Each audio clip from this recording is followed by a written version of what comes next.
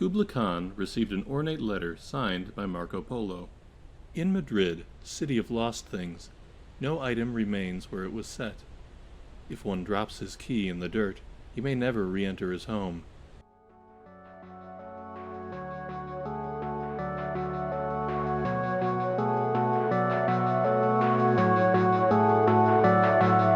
The number of video games I have played over the years is far too numerous to count, but I can recall very few that have ever breached the wall between where the game ends and where reality begins.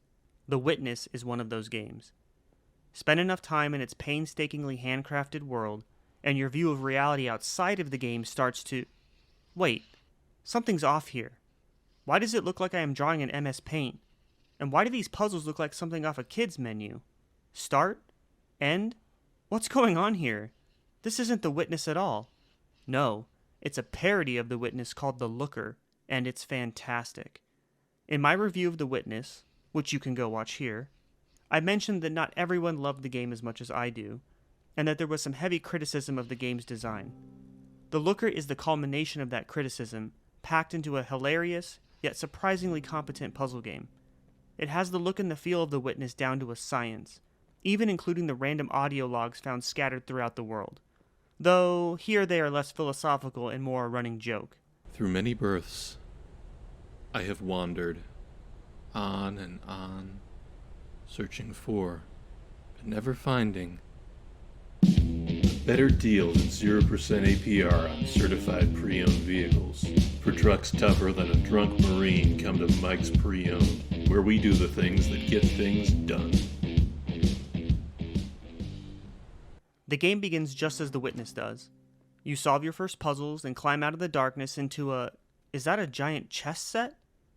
The puzzles here, much like The Witness, are very straightforward. In fact, you can solve them by literally drawing a line outside of the maze. This might seem like you are cheating, but some puzzles actually use this as an intended solution. Can't solve this panel? Just draw a line down the ribbon to the next. Everything here is poking fun at the mechanics in The Witness, and I love it. One puzzle even employs audio cues to help you find the solution, but in a much more ridiculous way. Beep. Beep. You're right there. I mean, beep. Even still, through all the jokes and gags, there are some interesting and unique design choices. You are taught early on that start and end signify the path of your solution, but on a panel found soon after, you learn that S and E also mean the same thing. This is used in multiple locations throughout the game and in some very clever ways. Take this arcade cabinet for instance. To activate the machine, you must first connect the letters S and E in the title of the cabinet. From there, it's a game of snake, or sneck if we want to be precise. To complete the puzzle, you have to connect the letters from start to end without walling yourself off from future connections. A simple but genius way of using a pre-established mechanic.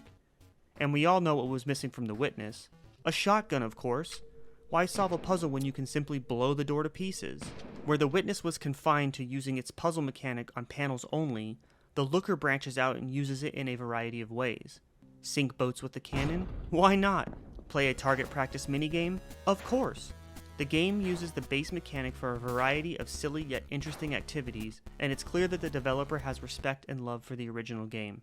And coincidentally, or in an act of mercy after I release my Diablo Immortal video, you can stare directly into the sun. Oh God, why did I do that? Towards the end of the game, which you can complete in about 2 hours, new rules are introduced that surprisingly make one of the puzzles difficult to solve. This leads to your final challenge, and a hilarious reward for your efforts: the giant, throbbing obelisk of knowledge. The Looker is genuinely a good game. It takes everything that made The Witness the masterpiece it is, and flips it on its head. There are moments of surprise, of laughter, and even contemplation as you solve the 50 or so ridiculously creative puzzles. To quote the top review on Steam, if you loved The Witness, this game is for you. If you hated The Witness, this game is for you. It's a short experience, but one that you should most definitely take the time to complete. It is full of hilarious moments and interesting diversions from expectation. It's currently free on Steam, and I implore you to give it a try. You won't be disappointed. Oh, and there's a boat in this one too.